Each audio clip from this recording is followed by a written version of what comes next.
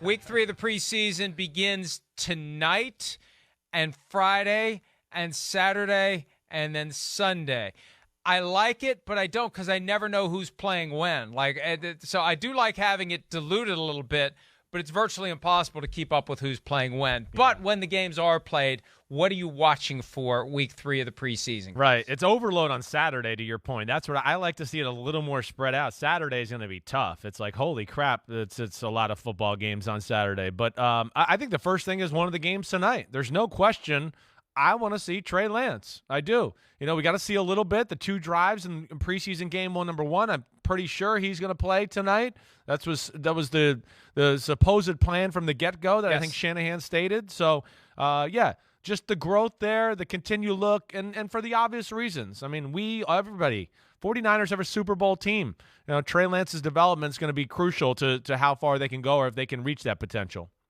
And the lingering question with Jimmy Garoppolo, how long are they going to squat on him beyond August 30? Will it be into the regular season? Will they keep him around in the event somebody has a quarterback injury? And will it be Trey Lance at some point? Wouldn't that be the ultimate ending to the story if Garoppolo ends up playing again for the 49ers because Lance has gotten injured? I'm looking at the Steelers quarterbacks Sunday night against the Detroit Lions because Mike Tomlin has made it clear that what happens in that stadium setting, that's another one of his buzzwords recently, how these guys perform in a stadium setting is very relevant to who the starter is going to be week 1. And it has been Mitch Trubisky's job to lose all along, but Kenny Pickett has shown enough, I think, to make it a very difficult question as to which guy you go with. And at the end of the day, I defer to Mike Tomlin, but he is going to really have a couple of viable options. And it's going to come down, I think, to who shows better on Sunday night at home against the Detroit Lions. I'm with you there. That probably would have been my next pick. That's a big one. It is. It's been pretty good. Trubisky's done well. Kenny Pickett has done phenomenal.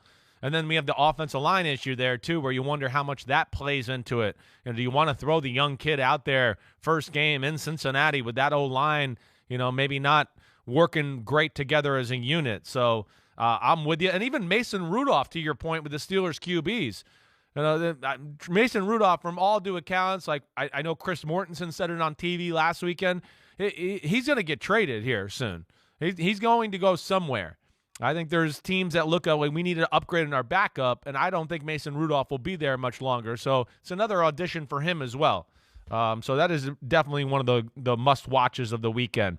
I think, and I don't think he'll get cut. I don't think he'll get cut because they gave him a pretty sizable signing bonus. So I agree with you that they may be looking to trade him, right? And that cutting him would be the last ditch scenario if they would even do that. Maybe they'd hold him into the regular season in the event somebody gets hurt. Yeah, I think that's a very real possibility. Definitely, I'm with you there, Mike. The other one I look at, and I don't know if Brady's playing. I know they said there might be a chance he plays, but I don't care if he does or not. It's the Bucs O-line that I want to watch. Just the new parts in the middle. We know the tackles are going to be good. I mean, Wirfs, I believe, is still dealing with a little bit of injury at right tackle. And oblique. What is it? Say that again. Oblique. He's got an oblique. That's right. Strained oblique. Hasn't been practicing. Yep. So we're not going to see him, and hopefully he's ready for week 1. We know left tackle is good, but that interior part of the O-line, I mean, there's injuries, there's issues there. Shaq Mason's the only guy there that you go, okay, hey, he's played and he's been shown some, some good play throughout his career. But that's going to be big, especially when we know Tom Brady is not going to be able to scramble and move and do all those things at his age. Somebody tweeted recently that Akeem Hicks is wreaking havoc at practice. Well, yeah, all the interior offensive linemen are hurt, and he's a beast, he is. Right? And he's yeah. He stays healthy. Good luck slowing him down with your starters. Yeah. That goes into what we were talking about the week 1 matchup with the Cowboys. I mean, holy cow. You got to deal with Akeem Hicks and Vita Vea and, Tryon Smith and Shaq Barrett. Holy crapola, Batman. Seahawks quarterback battle Friday night at Dallas. Geno starts. Drew Lock gets plenty of playing time.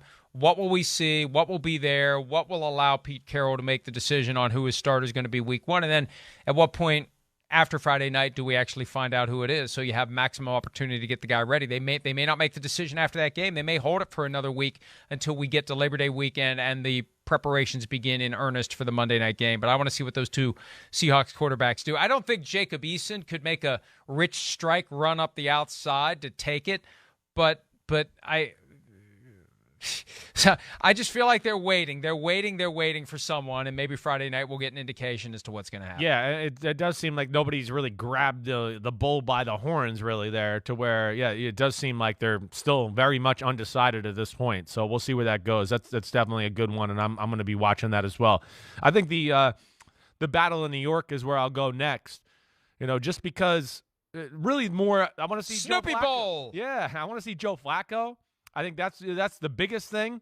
But also to something you brought up earlier in the show, there's the Daniel Jones, Tyrod Taylor, just the continued development of Daniel Jones in a new offense and all of that. So there's some interesting storylines in that game. But primarily, we just want to see Joe Flacco with that first-team offense and see what he looks like, playing QB. I've got a couple more on my list. I want to see what Baker Mayfield does as the starter now. He's going to play definitely some for the Panthers this weekend. I want to see what happens with these Vikings backup quarterbacks now that Nick Mullins is there. I think Sean Mannion's going to get the short straw come next Tuesday. But tonight, and I'm not doing this for promotional purposes, but the reality is Amazon Prime has its first game tonight. Oh. Up against an NFL Network game. NFL Network game starts at 8, I believe, and the Prime game starts 8:15, 8:30. It's 49ers at Texans. So if you want to watch Trey Lance, you got to have Amazon Prime. How many people even know that the NFL games are going to be on Prime this year on Thursday night? And Nielsen is going to do the ratings. First time ever a streaming service has had Nielsen ratings. I don't know what the numbers are going to be during the regular season. Amazon reportedly was telling sponsors they're going to get $12 million. I'm sorry, Amazon, you're not getting $12 million a game. You're not getting 12 million average per minute audience like the real number is projected for all of the networks. You're not getting 12 million. Tonight, I think it's going to be abysmal, especially with a game on NFL Network at the same time.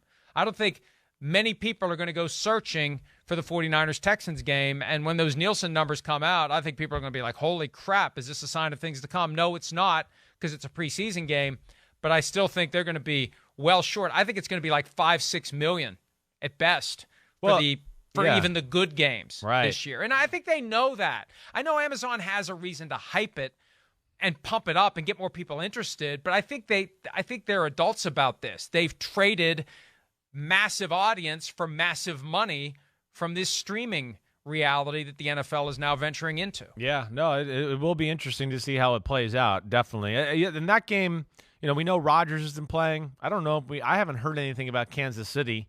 So, I mean, and they played a lot, the starters in Kansas City, where I could certainly see them not playing on this one. And I'll be interested. Like, if they're not playing, I won't be watching that one a whole lot. I've seen enough of the backups of the Packers here to have a good feel for that group. And, again, the Chiefs, not necessarily worried about that. So I would be tuned into, the 49ers and the Trey Lance. And, the other aspect of that is Davis Mills was absolutely horrible last week against the Rams. I mean, horrible. I mean, it was not a good look at all. And they got to be concerned. And that ties into the Jimmy Garoppolo thing we were talking about a little bit earlier there as well. So I'm going to be having my eye on that game, I think, a little more closely than the Packers-Chiefs. If they want to talk to the 49ers, they will be in the building tonight. It's 8 o'clock Eastern on NFL Network for Packers-Chiefs. 8:15 p.m. Eastern is the kickoff for the first time ever, exclusively on Prime Video, and we'll see what the numbers are. Again, they won't be good. The question is, what will they be 3 weeks from tonight when it's Chargers-Chiefs in the first ever exclusive primetime streaming-only game. Hi, I'm Mike Tirico, and thanks for watching. Make sure to hit subscribe for the latest news and highlights from NBC Sports.